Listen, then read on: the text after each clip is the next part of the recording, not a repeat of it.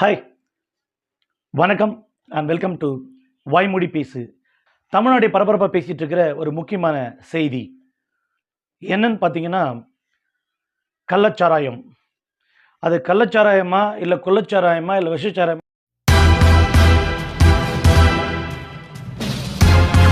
தெரியாது. ஆனால் இதை ஒரு சமூக ஆர்வலராக மேம்போக்காக விட்டுட்டு போகலான்னு நினச்சாலும் முடியல, அரசை எதிர்த்து கேள்வி கேட்கலாம்னு நினச்சாலும் முடியல. இது பார்னு சொல்ல வேணாம், மணமகள் மன்றம் அப்படின்னு தமிழ்நாடு கவர்மெண்ட் இதுக்கு பேர் சொல்லியிருக்குது, மணமகள் மன்றம்.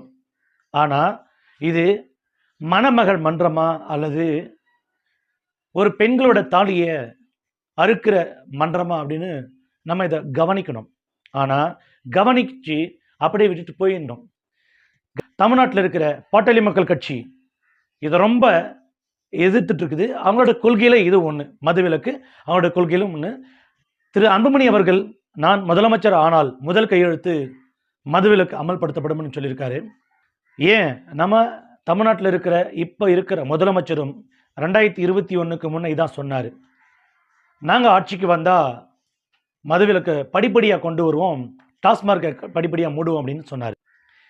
டாஸ்மார்க்கை ஒழிச்சிட்டு கல் எடுத்துகிட்டு வரணும், சாராயத்தை ஒழிச்சிட்டு கல் எடுத்துகிட்டு வரணும் அப்படின்னு சொல்கிறாங்க. கல் உடம்புக்கு நல்லது அப்படின்னு சொல்கிறாங்க. சாராயத்தை நோக்கி போய் அதை குடித்து சாவரவங்களுக்கு நிவாரணத் தொகை. ஆனால் கண்முழிச்சி பொதுமக்கள் நலனுக்காக காவல் காத்துட்ருக்கிற காவலர்களுக்கு சஸ்பெண்ட் ஆர்டர் கையில். ஸோ தமிழ்நாட்டில் இருக்கிற அத்தனை விஷயத்துக்கும் முதலாவது ஃபஸ்ட்டு சஸ்பெண்ட் பண்ணுறது காவலர்கள் தான்.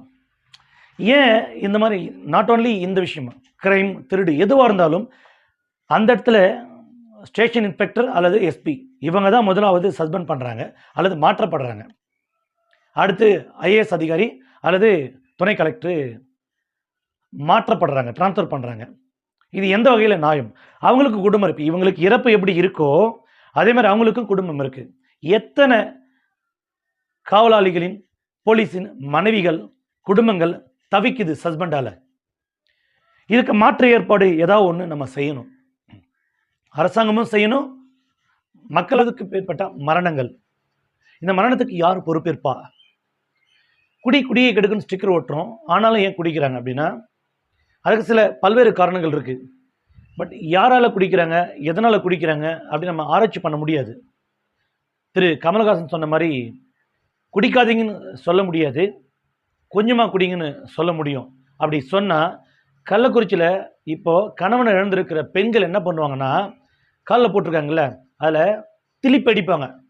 நம்ம அப்படி சொல்ல முடியாது. ஆனால் கமல் சொன்னால் ஓகே, நம்ம சொன்னால் நாளைக்கு நம்ம அரசாகும், இல்லை 4 பேர்கிட்ட அடி வாங்குவோம். ஆனால் குடிக்காதீங்கன்னு தமிழ்நாடு முக்கிய அரசியல் தலைவர்கள் சில பேர் சொல்கிறாங்க. அவங்க மக்கள் நலன் கருதி இதெல்லாம் சொல்கிறாங்க. அதையும் நீங்கள் பாருங்கள். உருவாக்கி இருக்கு, மது இல்லாமல் இருக்க முடியாதுன்னு. அவங்க கிட்ட போய் 150 ரூபாய்க்கு பதிலாக இங்கே 50 ரூபா 30 ரூபாய்க்கு குடிச்சிட்டு போகிறான். காலையில் 6 மணிக்கு சொல்கிறானே என் பையன். காலையில் ஒரு பையன் இங்கே இன்னைக்கு காலையில் அட்மிட் பண்ணியிருக்காங்க. 4:30 மணிக்கு காலையில் 4:30 மணிக்கு எழுந்த உடனே குடிப்பான். அவன் வயசு 21 அட்மிட் பண்ணியிருக்கான். இன்னைக்கு காலையில் 4:30 மணிக்கு எழுந்த உடனே முதல்ல குடிப்பேன்னு சொல்கிறான். அப்போ இதுதான் திராவிட மாடல், தெரிஞ்சுக்கங்க. இதுதான் திராவிட மாடல். 6 வருஷமா குடிச்சிட்டு இருக்கிறான். அப்போ 15 வயசுல இருந்து இவங்க போட்டு குடிக்கிறதுனா என்ன நிலைக்கு தமிழ்நாடு போகுதுன்னு பாருங்க. இன்னொன்னு, இந்த டாஸ்மாக் கடையில அந்த பார் இருக்குல்ல, அந்த பார் எல்லா பாரும் திமுக கட்சிக்காரங்க நடத்துறாங்க.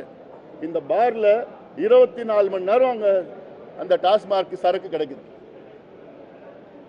அவங்க என்ன பண்றாங்க, ராத்திரி முழுக்க கடையை 8-9 மணிக்கு மூடுறாங்களா, 10 மணிக்கு மூடுறாங்க கடை, பேருக்கு தான். அதுல எல்லாத்தையும் பார்த்துட்டீங்களா? இப்போ மக்களுக்கான சேவைகளை மக்களுக்காக யார் இருக்காங்க அப்படின்னு நீங்க பார்க்கணும். தமிழ்நாட்டு முதலமைச்சர் மக்களுக்கான சேவைகளை நல்ல வழியில் முன்னெடுத்துட்டு போறாரு. பட் ஏனோ சில விஷயங்கள் அவருக்கு பிளாக் மார்க்காக அமையுது. அப்படி பிளாக் மார்க்காக அமைஞ்ச விஷயம்தான் இந்த கள்ளக்குறிச்சி சாராய விஷயம். சில பேர் டாஸ்மார்க்கில் விலையேற்றம் அதிகமாக இருக்கிறதால சாராயத்தை தேடி போகிறாங்கன்னு சொல்கிறாங்க. சில பேர் சாராயம் விற்கப்படுது, நீங்கள் கல்லுக்கு அனுமதிங்கன்னு சொல்கிறாங்க. இதை ஆராய்ச்சி பண்ணி முதல்வர் பார்க்குறாருன்னு வச்சுக்கலாம். அப்படி இதில் ஏதோ ஒரு விஷயத்தை ஆராய்ச்சி பண்ணி பார்த்தாலும், ஏதோ ஒரு விஷயத்தை செயல்படுத்தினாலும் நன்மைக்கு, இது மக்களுக்கும் நாட்டுக்கும் அவருக்குமே இது நன்மையை தரும். அவர் ஆட்சி பொற்கால ஆட்சி, எந்த கொம்பனும் குறை சொல்ல முடியாத ஆட்சி அப்படின்னு திரு முதலமைச்சர் அவர்கள் சொன்னார். ஆனால் இந்த கள்ளசாராய வியாபாரிகளோட இவங்கெல்லாம் திமுக பிரமுகர்கள், இன்க்ளூடிங் நம்முடைய கனிமொழி அம்மையார் அவர்கள் உட்பட இந்த போட்டோ. இதெல்லாம் என்ன பதில் சொல்ல போறாங்க? இந்த கவர்மெண்ட் என்ன பதில் சொல்ல போகுது? சாராய வியாபாரிகளோட கை குலுக்கிட்டு நிக்கிறீங்க. உங்க மந்திரி நிக்கிறாரு, முதலமைச்சரின் அன்பு தங்கை நிற்கிறார். என்னங்க இதெல்லாம்? வெட்கக்கேடா இல்லையா இதெல்லாம்? சில சமயத்தில் அண்ணாமலை பேசுறேன், சில நியாயமான கருத்துக்கள் எடுப்படாம போகுது. இதெல்லாம் அவர் வெளியிட்ட போட்டோ தான். ஆனா இது என்னது? இது என்ன போட்டோ? இது வெக்கமா இல்லையா? கேவலமா இல்ல? சாராய வியாபாரியோட போட்டோ எடுத்துருக்கீங்க. அப்ப எவன்லாம் கட்சியில் இருக்கான்? சாராயத்து மூலமா ஏற்படுற இழப்புகள் முழு பொறுப்பு அந்த குடும்ப தலைவிக்கும் இருக்கு. நம்ம வீட்டுக்காரர் உழைச்சிட்டு வந்தா போய் குடிச்சிட்டு வரட்டும் நினைக்கிறத தவிர்த்து, அவரை குடிக்காம இருக்கிறதுக்கான கட்டுக்கோப்பான விஷயங்களும் வார்த்தைகளும் தினசரி நம்ம கலந்துரையாடணும். குடும்பத்தில் கவுன்சிலிங் தேவைப்படுது. பொருளாதார அடிப்படையில் டாஸ்மார்க் நோக்கி அவங்களால போக முடியல. ஏன்? படிப்படியாக ரேட் அதிகப்படுத்திட்டாங்க. படிப்படியாக ரேட் அதிகப்படுத்திட்ட பிறகு பொருளாதாரத்தில் பின்தங்கி வாழ்கிற மக்களுக்கு, உழைக்கும் மக்களுக்கு அவங்க நிம்மதியாக தூங்குறதுக்கான வழி, மாற்று வழியாக சாராயத்தை நாடுறாங்க. அப்போ ரேட்டை குறைக்க சொல்றியாப்பா அப்படின்னா, எக்ஸாக்ட்லி கெமிஸ்ட்ரி படிச்சோ அல்லது விஞ்ஞானிக அல்லது மேனுஃபேக்சரில் இருக்கிற எல்லாருக்குமே தெரியும், ஒரு 70 ml அல்லது 180 ml ப்ரொடக்ஷனுக்கு எவ்வளோ காஸ்ட் ஆஃப் ப்ரைஸ் வருதுன்னு தெரியும். கல் இறக்கிறதுக்கு அனுமதி கொடுக்கணும். இது மக்கள் சொல்கிறது, நான் சொல்லலை. விமர்சனம் பண்ண முடியாமல், ஆட்சியாளர்கள் விமர்சனம் பண்ண முடியாமல், அங்கே லோக்கலில் இருக்கிற போலீஸ்களையும் நம்ம கேள்வி கேட்க முடியாமல், உங்களில் ஒருவனா நீங்கள் எப்படி உங்களுக்குள்ள வீட்டுக்குள்ளே கேள்வி கேட்டுக்கிறீங்களோ அந்த கேள்வியை உங்கள் முன்னாடி நான் வைக்கிறேன். இதுக்கு மாற்று ஏற்பாடு கமெண்ட்ஸில் சொல்லுங்கள்.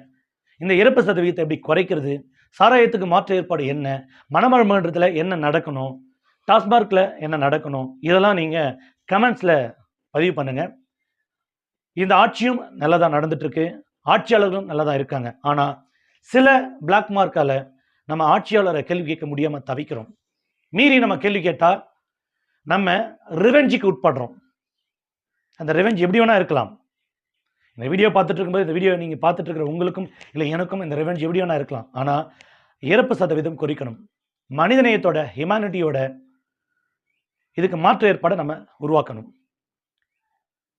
ஆட்சியாளர்களோடு சேர்ந்த பொதுமக்களும் இதை உன்னிப்பாக கவனித்து நலமுடன் வாழ எல்லோரும் சேர்ந்து நல்வழியை உருவாக்கணும். நன்றி. நான் உங்கள் சுமன். இது வாய்மூடி பேசு. வீடியோ பிடிச்சிருந்துச்சுன்னா லைக் பண்ணுங்கள், சப்ஸ்கிரைப் பண்ணுங்கள், பெல் பட்டன் அழுத்துங்க, ஷேர் பண்ணுங்கள். ஒவ்வொரு கமெண்ட்ஸும் அடுத்த புது விஷயத்தை உருவாக்குற மாதிரியான கமெண்ட்ஸ் இருக்கணும். திட்டுங்க, தப்பில்லை, ஆனால் நல்வழிப்படுத்துங்க. நன்றி. பாய் பாய்.